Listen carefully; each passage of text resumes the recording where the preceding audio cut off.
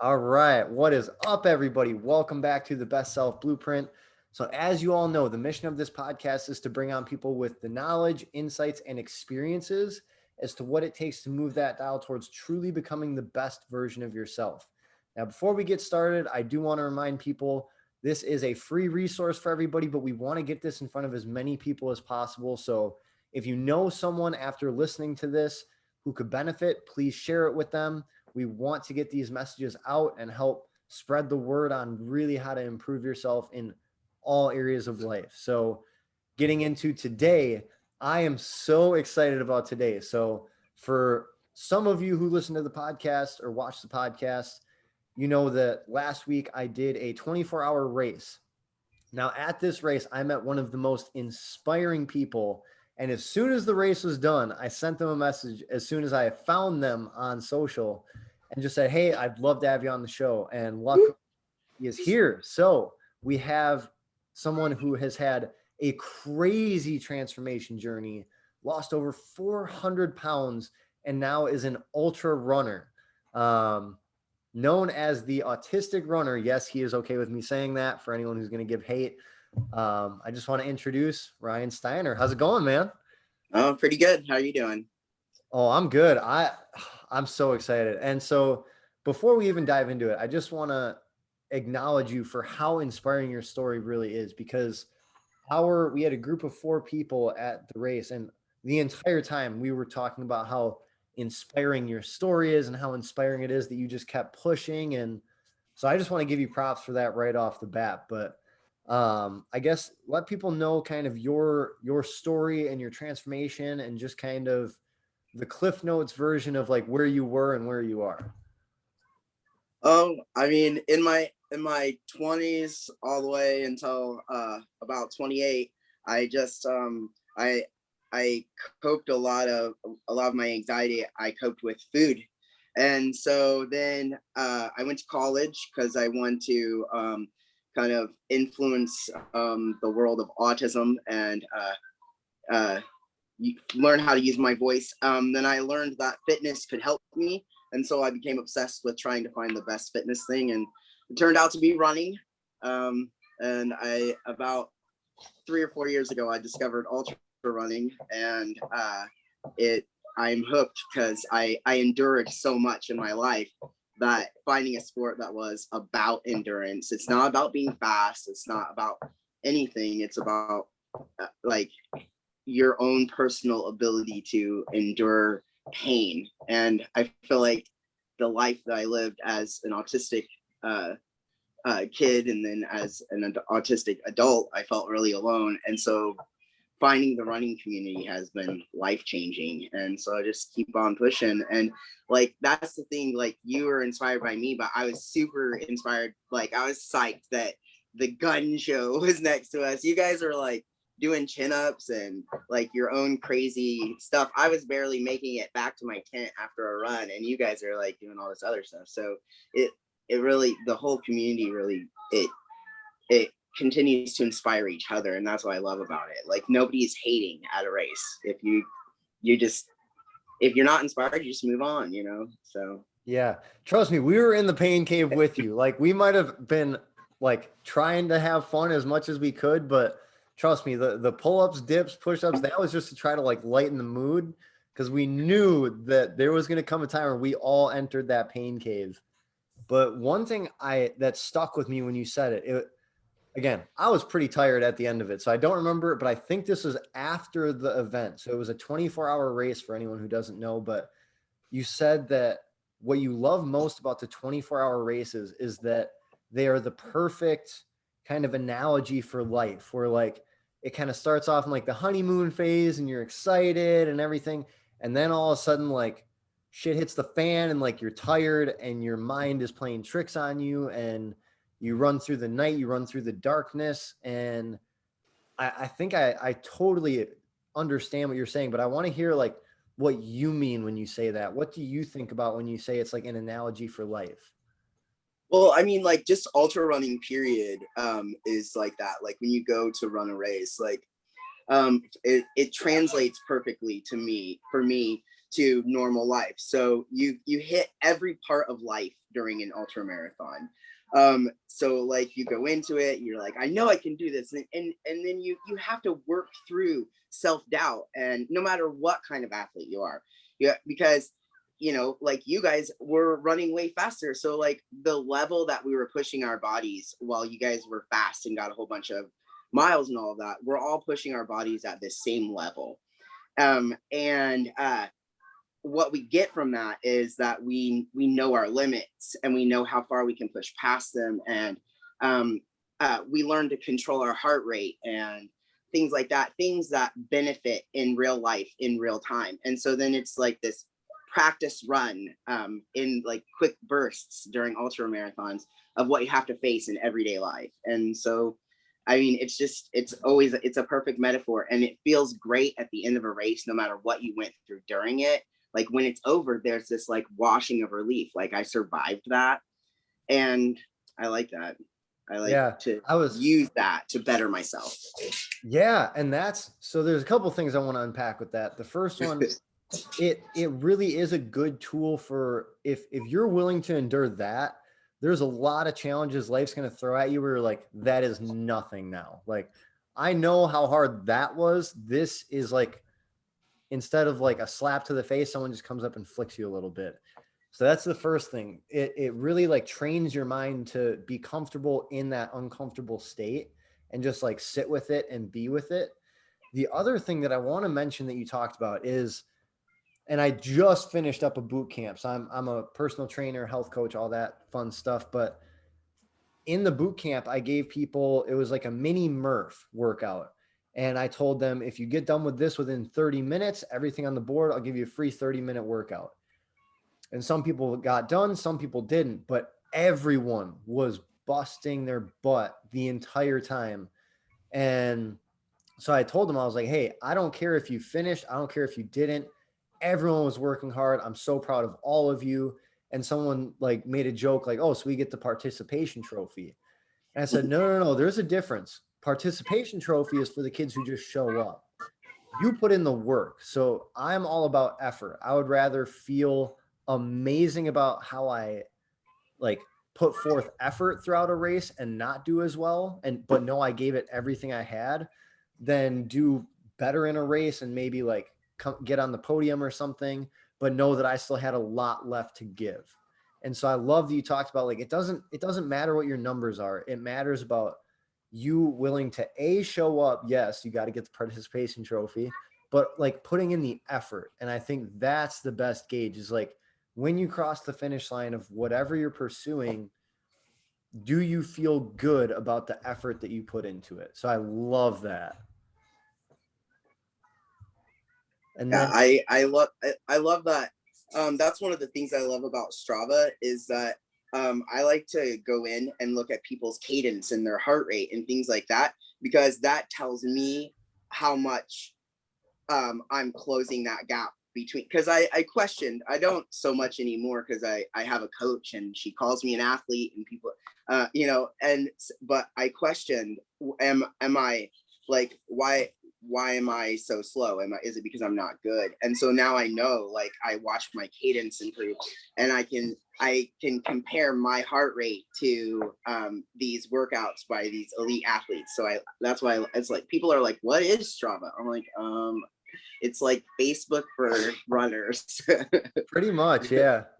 But so I really and that's when I really started to realize that I'm working just as hard.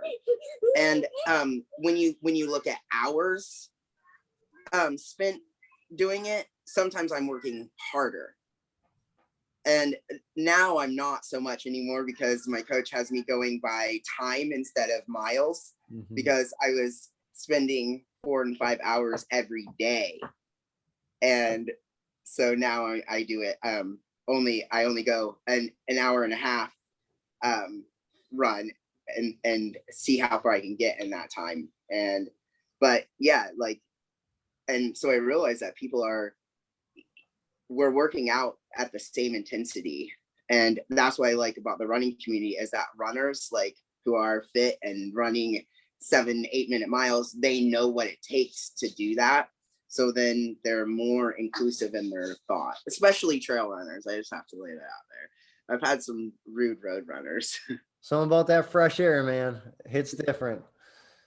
Yeah, no, and my thing too is like continuing a little bit on this talk of effort as well. I think too, like the more consistently you do that, the less you judge other people based on their times. Like we're talking about just in relation to running. Like so for this race, like we'll tie everything together here for people who don't know. First of all, I do not normally wear a pineapple bandana and cutoff shirt for interviews, but this is what I was wearing for the race. So I figured it was festive. But we were in basically like next door neighboring campsites for this race. And the entire time we were talking, we were trying to inspire each other. We were trying to lift each other up, cheer each other on. And I think that comes down to, we know how hard we're working. We know how hard you're working. And there's just that mutual respect across the line. And I think that is so important to have, is not only that inclusion, but that mutual respect for the people around you as well.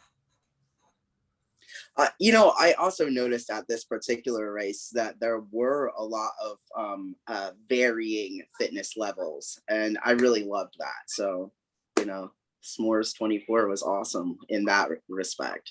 Like, there were a lot of other people that I could relate to. And unfortunately, I talked to you guys because you were next to me, so I built up a level of comfort pretty quickly. But I didn't really talk to anyone else except for people like who follow me on Instagram or whatever, and they were like, "Hey, Ryan." But so I didn't get to meet any new people, but I will definitely come again with that goal in mind. Yeah. To meet the other people, because usually it's a whole bunch of pretty good runners and me. There was some really talented people there, especially. So we did a 4-person relay. There were people there who did it solo for 24 hours, and that blew my mind. I mean, there was a guy who did, 104 miles, I think, by himself. Absolutely insane. But I want to kind of switch gears a little bit, because I want to give people your insights from your transformation journey of, again, how much weight did you lose, if you don't mind me asking? Because it was like over 400 pounds. Yeah. I say 450, but I've gained a little bit recently, and I'm struggling with a little bit of diet change because I turned 40, and so I'm like having to readjust this whole vegan thing that I have been doing and kind of remove some carbs. So it's about 430 ish right now. That's insane, man. Congratulations on that. That is absolutely crazy. But what I want to dive into with that is a couple different things. But the first thing I like diving into is, like, what throughout that journey, what were a couple things that either like surprised you or created like the biggest challenges? Like what were some of those things, whether it was like physical, mental, emotional, kind of those like hardest parts or biggest challenges of the journey?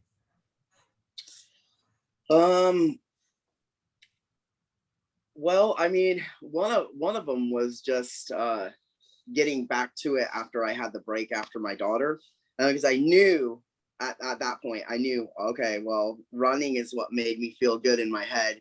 And, I was feeling a lot of things like anger and depression. And my daughter, she takes a lot of physical activity. And so I knew that running was the thing, but it takes that action, and it takes that time towards it. You have to let it suck.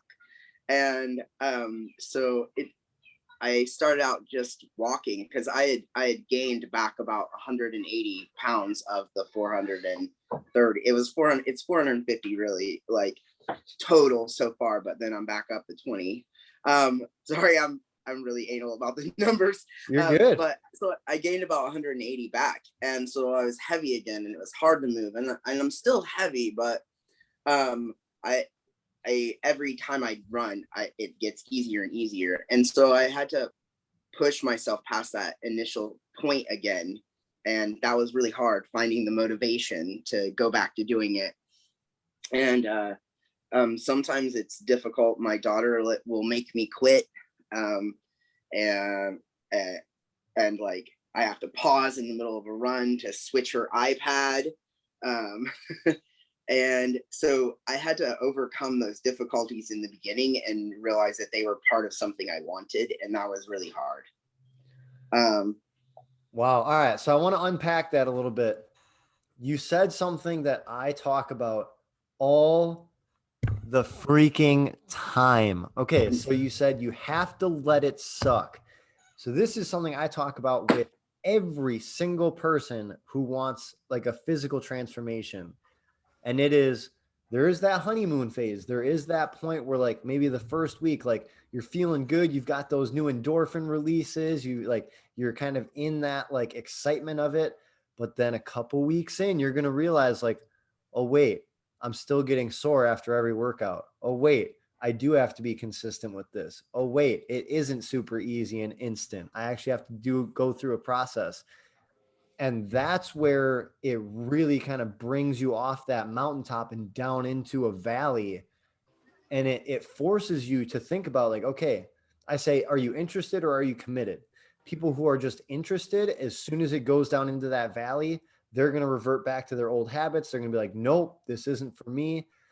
But if you're committed, which obviously Ryan is fully committed, and that's why I'm so curious to hear about your mindset on it. But if you're truly committed, you're going to understand that that valley is a phase. It ends. I promise you it ends, but you have to be with it. You have to allow that stage to More of yeah, exactly. And so you have to allow those phases to take place in order to hit those new highs, accomplish those achievements, get to the next level, and step into that better version of who you are. Because if you're not experiencing any discomfort, if you're not going through any of those valleys, unfortunately the odds are that you're not actually growing or improving as a person. Yeah, true that. No, I mean, like, embracing the suck is one of the hardest and most rewarding things for me. Like, especially when I really don't want to go for a run, and then as I'm finishing the run, I'm like, oh, that wasn't so bad. That's the best feeling in the world to me, is the days that you don't feel like doing it. Because like on the days you feel like doing it, then it's kind of fun. But on the days that you don't feel like doing it, that's where I feel like you prove to yourself that you're separating yourself, like kind of separating the strong from the weak, if you will. Like, you know that you're going to show up regardless of how you feel. And I think there's something even more rewarding about that than like feeling good about certain days and wanting to do it certain days. Well, you know, a lot of times people ask me how I do that. Like, how do you do that?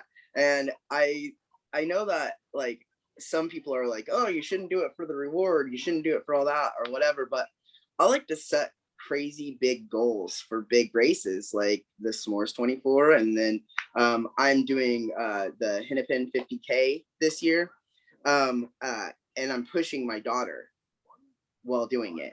So, and she's 5, she's not small. And she has a huge chariot that I push her in. I mean, it's almost as tall as I am. It's big. It'll hold an adult up to 5'3". Oh, Yeah.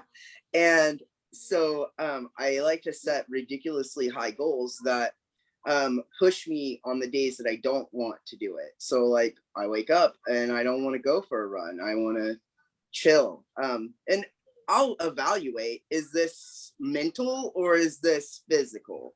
Because that's one of the things that I've learned through running is body checks. And I like to do that. I go out and I start my run, and I start out with a real slow jog, and I check in with my everything, including my mind. And so I'll do a quick body check. Do I not want to run because of my body, or do I not want to run because my brain is reverting back to the dopamine of laying on the couch watching my favorite TV show? And so big goals make me like, so I'm signed up for this race. I've invested time and money and effort into this race. So then that factors in to whether or not am I going to be lazy today, or am I going to run? And so it's such a big goal, and I'm already barely able to achieve it, that I rely on that. And I use that to monitor my food intake as well, because it's definitely an addiction for me. And so I have to keep something big happening, because then it will impact. If I eat something that's not on my normal meal plan, then it will impact my next run. It will make my body feel gross. It will make me feel heavy. It will make me feel tired. And so I know that I can't do that, because I have these big goals, and I've made these big goals very public. So I add on the layers, and that keeps me going. That's what I love about the running community, is that I have other running friends who are like, know what my big goals are. And so they're going to be there to cheer for me or run with me. And so it becomes this big ball of motivation. Yeah. So one thing that I completely agree with, and there are some goals that I have, like more like business and finance goals, that I do keep to myself, just because those things, I mean, for sure. like I don't need to preach those. But when it comes down to like physical challenges, like races and like that Wolverine challenge that we were doing, and different workouts and things like that, the bigger it is, the more public I make it, and the more like widely known I make it. Because then you have that many people calling you on your crap when you don't hold true to it. And I think there's something so powerful to be said about, like, if no one knows about it and you skip a workout, it's going to be real easy to get away with it. But if hundreds or thousands of people know, and you skip, you eat like junk for an entire week, and you don't work out, and you don't get enough sleep, and you're not doing things right, there's going to be people going like, what are you doing? There's no way you're going to be ready for that. And so I think that's so important. But also it sounds like you and I have a very similar mentality around it, because I also like to set really big goals. Like for me, especially with like these endurance races, I like to keep pushing myself way past what I'm currently physically able to do. Because again, in my opinion, you're either expanding your comfort zone and you're expanding your abilities, or it's shriveling down. I really don't believe that it stays the same. I think you either expand or contract, and I'm always looking to expand and grow. And that rate of expansion is determined by the size of your goals and your willingness to relentlessly pursue them. And so I think you and I have very, very similar mentalities with that. But explain to me, so let's say you have a goal set, like for this 50K. Let's say like the goal is to complete it. What do you do, or how do you kind of come back from it when you set one of these big goals, you train hard, you eat right, you do all the right things, and you fall short? What's your process then, mentally and emotionally, to get yourself back on track and not allow yourself to like think about like, oh, I'm a failure, or woe is me, and like play the victim? Like, because I know you're someone who gets back on the horse the second you get bucked off, but how do you do that so people can kind of start to get those wheels turning?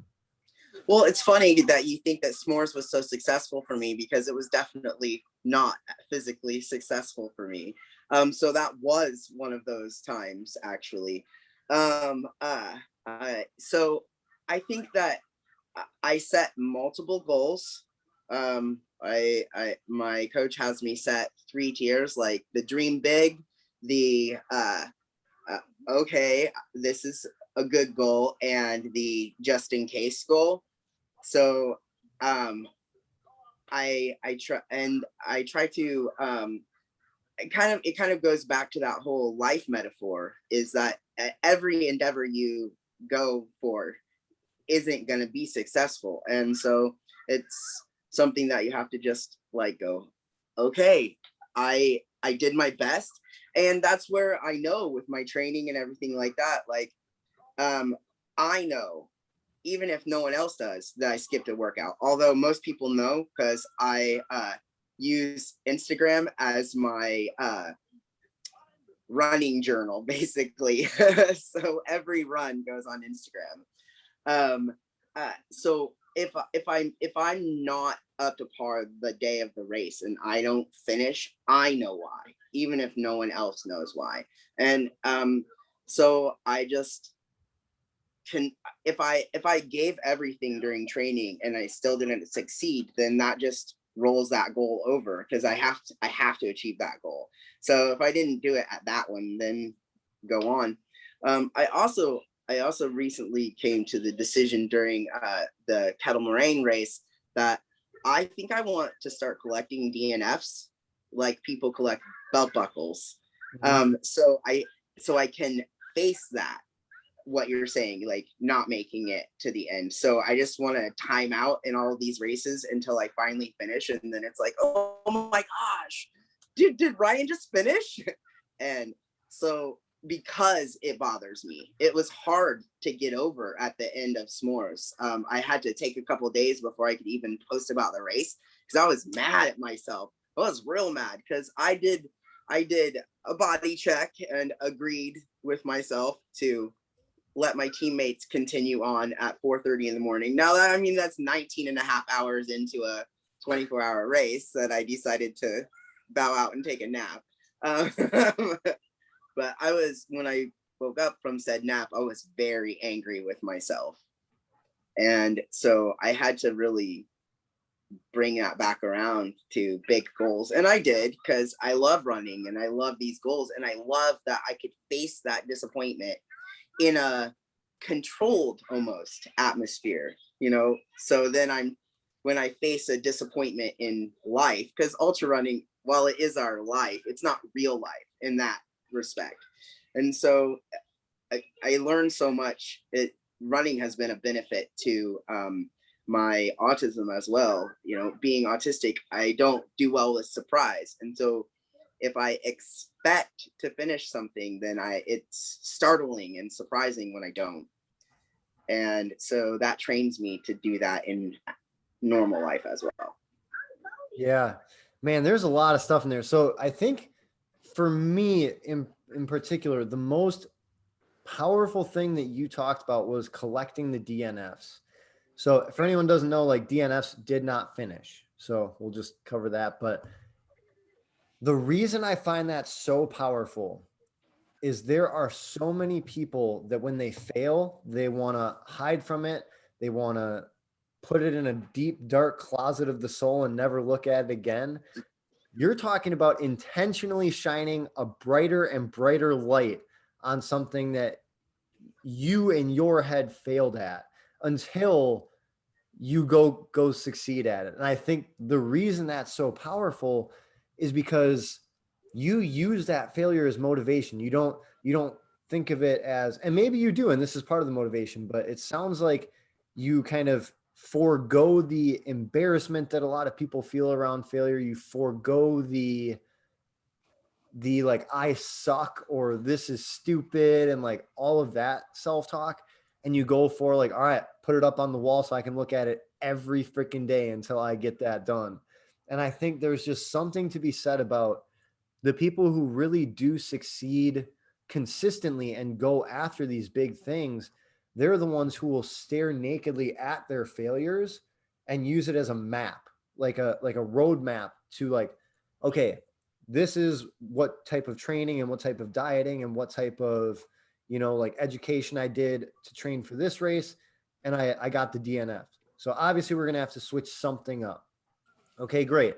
Alter the training, keep the dieting, or maybe make a couple tweaks. All right, awesome. Still got the DNF. And it just keeps you kind of like course correcting until you find the right path. And I will say there does come a time, it depends on the person. Like, maybe the goal isn't for you. Now, that's very rare in my opinion. Typically, if you really want to go after something, just keep after it and you'll get it. But maybe it's like a job that you're pursuing and maybe you're just not meant for the job, or maybe it's a significant or potential significant other and you keep pursuing them, but they're obviously not interested. Okay, there's certain things where the goal needs to be dropped Yeah. for the betterment of your life. But if in your heart, in your soul, that that's something that you want and you refuse to give up going after, use the failures as a roadmap. I think that's so important. And shine that spotlight on them. Don't be afraid of them. Don't be afraid for people to see them. Like, use it as that motivation. So I think that is so powerful. I mean, can you hear that though? Like, after 25 DNFs at blah blah blah blah blah. Like, that's dedication right there. Mm-hmm. And I'm like, I can do that. I can dedicate to failing over and over. It's just the atmosphere is so great that I feel like it pulls me further every time. And so I'm going to keep failing and keep, because it's not failing, it's winning, because It's the pursuit. it's further for me every time, for sure.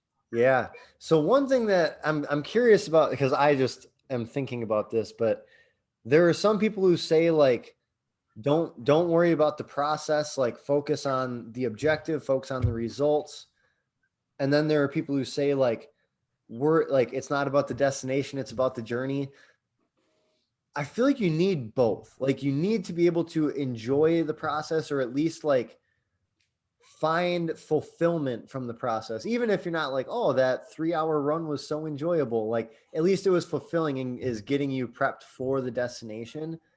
But you also have to enjoy the destination, I feel like. But what's your opinion on that? Are you like a journey, not the destination guy? Are you a screw the journey, I want the destination? Or like, where do you lie in there? I feel like I agree with you. I'm enjoying the journey on the way to the destination. Like, I definitely want to get where I'm going, but I'm not afraid to stop and take a picture of the scenery while I'm headed there. Yeah.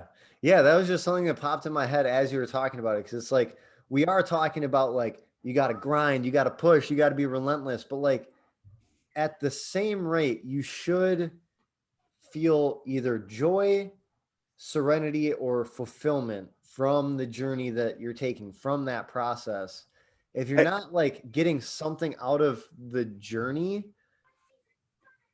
I don't know. Maybe the destination isn't for you. But again, this is my opinion. I'm not going to say this is like it. This isn't the right answer, but it's like a really interesting thing to think about. I think that I try to find the joy. When I was little, my mom said I Pollyanna everything. So I try to make everything joyful, and that was a lot of fun.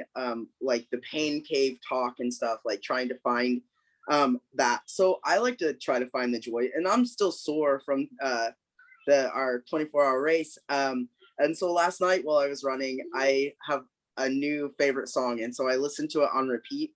And my body hurt, but I just kind of went inside my mind, and I'm like dancing and grooving in my head while my body is doing the work. And so I think that that's how I find the joy, is that I can really just separate from that, and it allows me to separate from life frustration and everything too.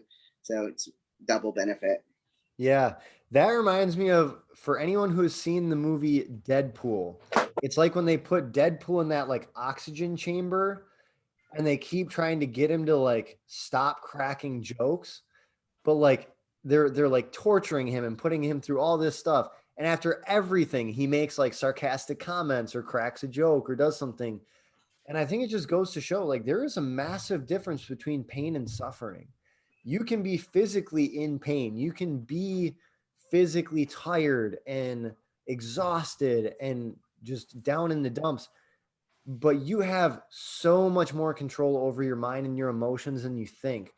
And I think, unfortunately, there are people who kind of just let their body take over their minds. Like, when their body's tired, they get grumpy, they get angry, they get frustrated, they get like, they get just shifted to the negative end of the spectrum.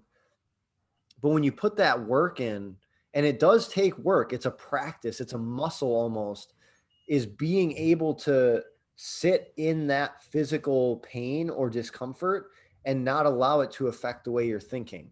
Now, I totally broke during the 24-hour race, so everyone still can improve. Like, There Absolutely. like my 10th run in particular, I got back and was just like, I was bleeding, I was cramping, I was dead tired. I couldn't control my legs.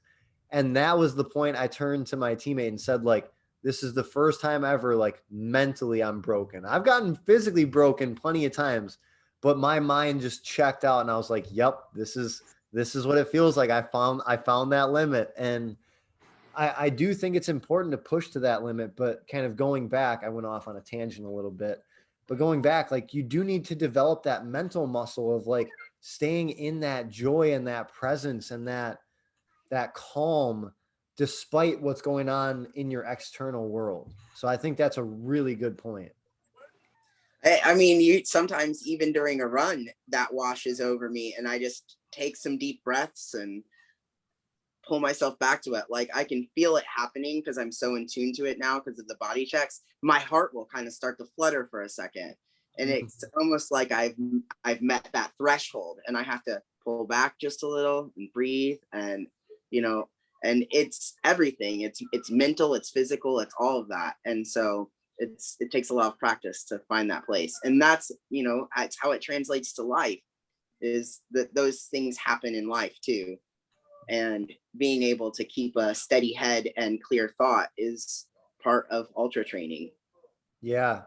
So based on this whole conversation, I have a last question. This isn't it, but like I'm so curious, like kind of tying a bow on everything we've talked about.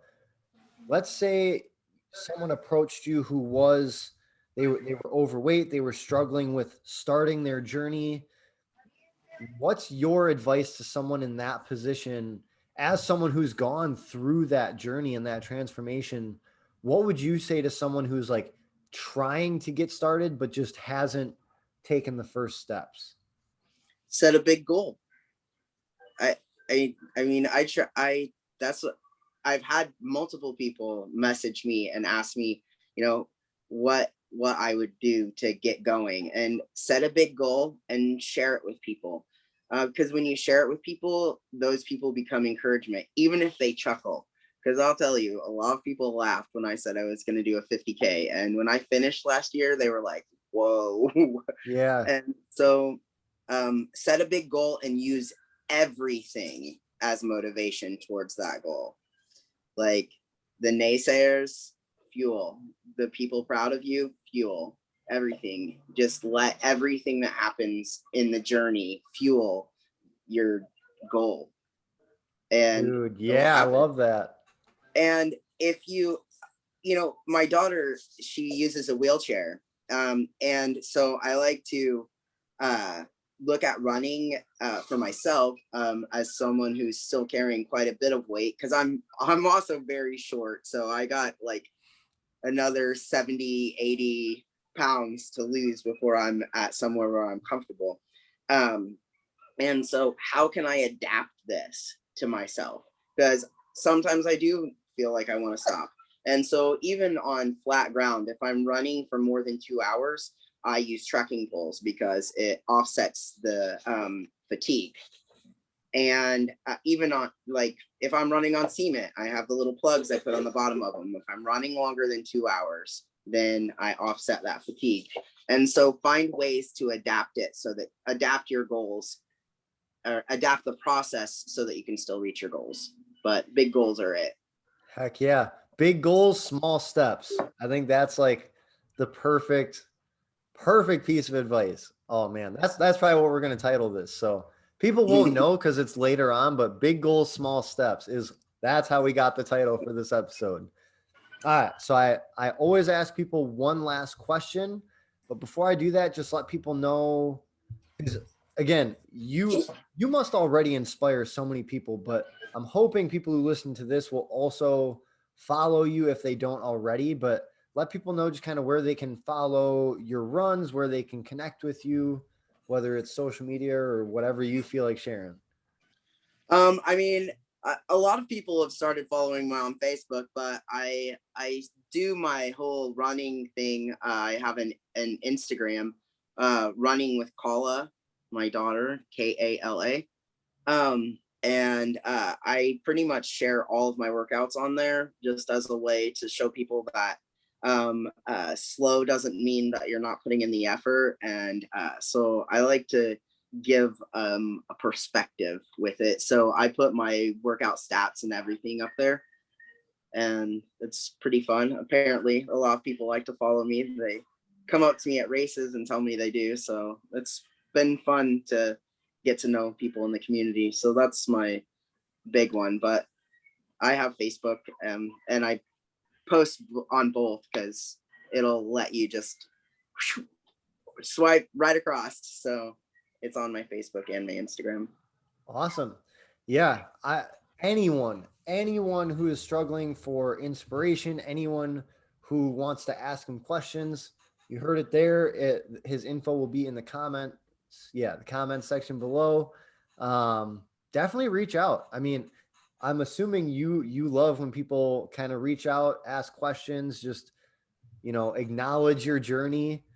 I love the social media format because I'm not very good at in person. I'm awkward at times in person, but the social media format really allows me to make friends and support them and find support. So yeah, definitely, I'm happy when people reach out, talk about their journey. I love it to hear other people that have lost a lot of weight, doing whatever fitness stuff they love. It's pretty groovy. But before you move on to your last question, I want to share one other thing with you because I feel like your team at S'mores, all four of you guys actually do the obstacle courses. Mm-hmm. And my next race before my big A race is actually the Tough Mudder 10-mile here in Indiana. Oh, nice. So, and it's a big metaphor thing for me. I don't like to be touched at all. And asking for help is really, really hard. And so I signed up for this Tough Mudder because you literally, as one of the race like requirements, is you have to reach out your hand to another human and touch them and ask for help. And so, I just like you guys like doing that like as your like regular like thing that was really inspiring to me. And so I just wanted to make sure that I told you about that because I'm working up to being able to do that. I might just freak out and run around each obstacle, but whatever. That's all right. Take it one obstacle at a time, man. That's awesome. I love that. And yeah, if you want to talk like metaphor for life, obstacle course racing is it. Like there is nothing, in my opinion, that resembles life more than an obstacle course race. But we could go down a whole with that. So yeah, man, all I'll say is like, I'm very impressed that you do what you do to like pursue your fears, pursue those things that you want to improve about yourself and your life. Like that's such an uncommon thing, I feel like, nowadays. And that's why I want to have these sit downs with the people who are doing that, because it rubs off on me. Like it motivates me to do it. And I'll keep going with that in a second, but I am very curious to know, and this is kind of along the lines of what we're talking about.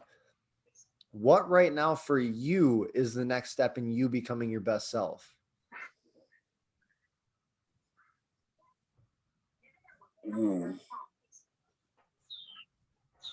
To keep going on in the direction I'm going. I don't want to stop, and I don't really have a next step because the next step is just literally the next step. Like, so 50K, 100K, 100 miles, just keep pushing this ultra existence because it's working for me. So I guess the next step is to never stop. Yeah. Yeah. I mean, that is the next step. The next step is like obstacle course race, hit that 50K. Like dude, you're going to inspire so many people. It's crazy. And I am absolutely one of them, but I'm hoping that this will get you in front of other people and like really motivate them and show them that like, there's no excuse. There's no excuse. Like you have battled so much adversity and you are doing a 50K race. Like, that is baffling, I'm sure, for people to hear, but like it's big goals, small steps. So I will wrap it up there. But man, I want to thank you for, reaching out to us at the race initially and just talking to us, setting up a good mood, having that camaraderie throughout. I want to thank you for the journey that you've put yourself on, the inspiration that you've become for so many people, and being willing to sit down and take the time to talk about your story, talk about your mindset, and just share with anyone who's listening. Thank you. Absolutely. And for anyone who's listening, I would assume that you got something out of this. If I did, I can guarantee you did.